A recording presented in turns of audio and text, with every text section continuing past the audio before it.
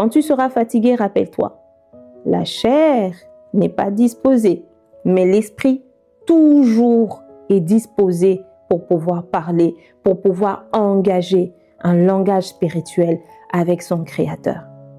Et lorsque tu verras que tu es tombé et que tu as commis une faute, un péché, et le diable te ressasse cela pour que tu ne puisses pas avoir la force d'aller à ton lieu de rendez-vous, rappelle-toi que Christ ne te voit pas comme le monde te voit. Adam et Ève avaient péché, avaient mangé le fruit défendu, mais Dieu était quand même allé au lieu de rendez-vous, cherchant Adam, Adam, où es-tu? Et c'est Adam qui dira, je me cache parce que je suis, voilà, comme je suis actuellement.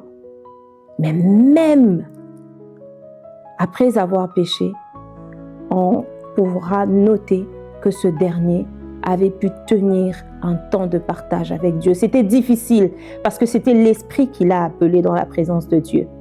Et alors, toi qui aujourd'hui as été sauvé par le sang de Christ qui a coulé à Golgotha pour toi, rappelle-toi que Dieu ne te voit pas par rapport à toi. Même si tu avais péché, tu avais tué, tu avais fait le plus grand péché du monde, Dieu te voit par Jésus. Et quand tu entres dans sa présence, tu diras, Seigneur, je n'entre pas par moi, mais j'entre par le sang de Jésus.